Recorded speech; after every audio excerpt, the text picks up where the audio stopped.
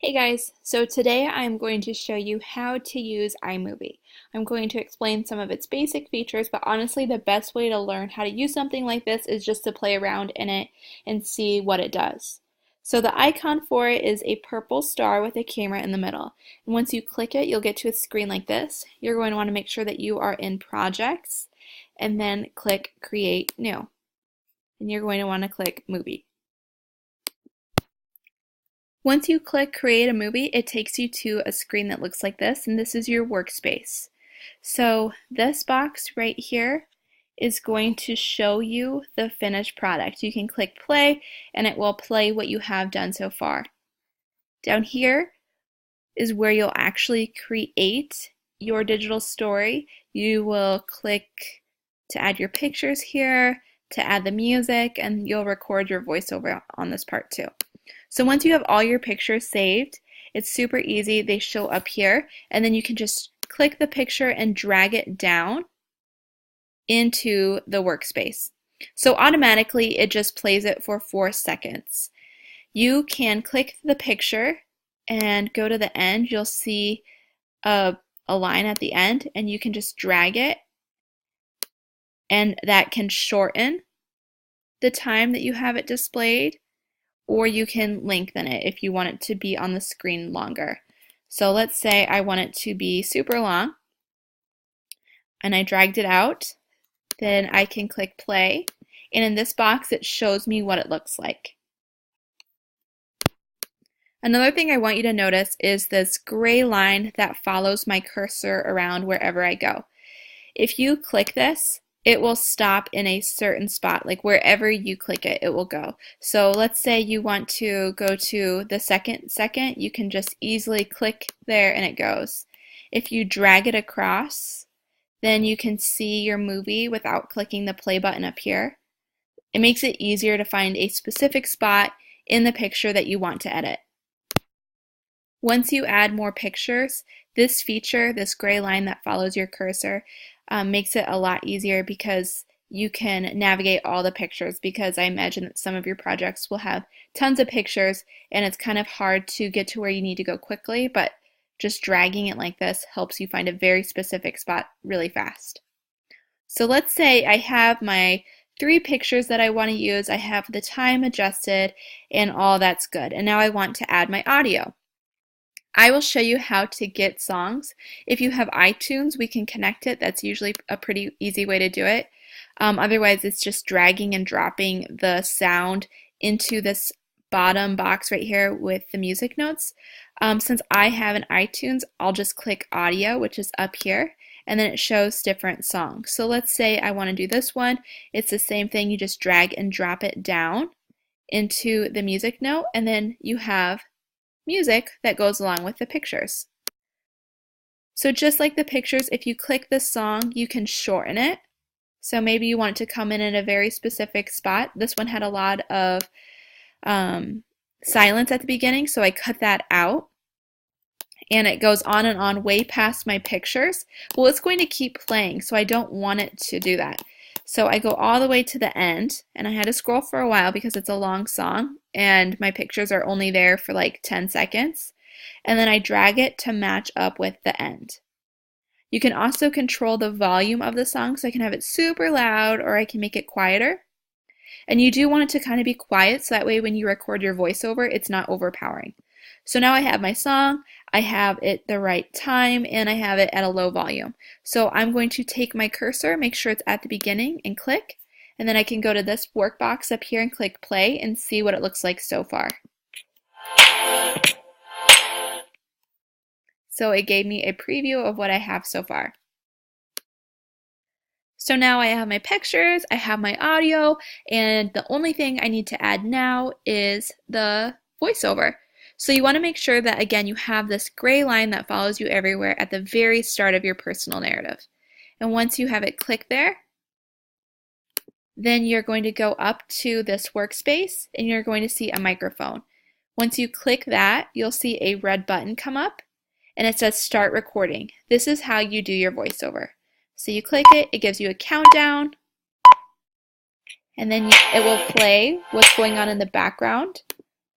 So that way you know, okay, On my storyboard, I'm going to say this specific thing with this picture because it's going to keep rolling. So when you first do it, you might panic and think, oh my gosh, my picture was so short and my voiceover was 10 seconds. Don't panic. Keep recording because you're going to see that it has your voiceover right here so you know how long it was. Mine was 3 seconds. So then you can just drag your picture to match up with the length of your voiceover. So now this picture is matched with this voiceover and they're both 3.6 seconds. Then I'll go to this picture, look at my storyboard, see what I need to say with this specific picture because remember we have it all planned out. I'll go up here, click the microphone, this button's good to go. So you click record again and it's the same process. If it's too long, then you'll just adjust your picture to match the length of the voiceover. By the way, just like with this song, you can turn up the volume of your voiceover and then you can turn it down if it's way super loud.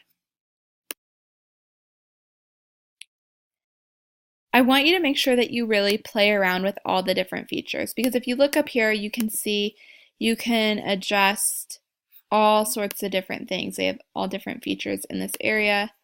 So you can see what it does, see if you want to change the color of your picture. If you want to change the way it zooms in, that's another way to do it. Also, you can add titles. So if you click titles up here, you can find one that you like. Let's say you want to have edits. You'll click this and it will add it to your digital story. You just drag it to the end. You want to make sure it goes to the end. So it would start right after this picture and it goes in. And then you can edit the text in this box too. So that's how you type in this box. So I could write the end. I could say by Mrs. Hardy, and then you can give credit where credit is due. So I could say I used Lord's Song, and then I'll write the title, and then you can cite anything else that you need. If you don't really need that much text, then you just delete it, and then it's gone. So you can do scrolling credits, and then you can also add a title too. So you just do the same thing, drag and drop, and then you have your title. You'll edit the text up in the workbox. You can say, my digital story. And if you don't like something, you just delete it and then it's gone. So again, that's a gist of how you use iMovie. It's a lot better if you just play around and find things that you like. There are also transitions. You don't need to have it, but it's the same user-friendly drag and drop for where you want to put a transition. So if you want it between your title and your first picture, then you would put it there. You can preview it just by clicking play. It will show you. So if you want to add transitions, that's definitely something that you can do, but you don't have to. One thing about iMovie is it saves automatically. You want to title it. So in order to keep everything organized, I want you to save it with your name. So I'll write Mrs. Hardy. However, for you, you're going to write first name and then last name. Okay, and then you'll click OK, and it will save it in that first screen that we saw. Because we have to share computers, you are going to be assigned a Mac, and you will use the same one every single day because your movie will only be on that computer with that program of iMovie. So let's say you have number 9416. Each day you grab 9416, open up iMovie, and then you can click this and click edit. Okay, you just double click and then it will open it back up. You are going to see your classmates' movies on this too.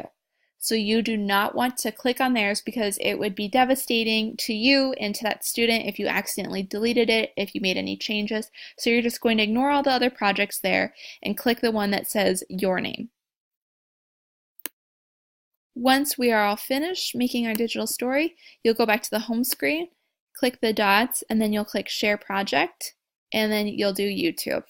And if you don't have a YouTube account yet, we will create one using your school email. And once that gets closer, I will teach you how to share it to YouTube, but as unlisted, so that way no one else can see your project except for you and then whoever you share the link with.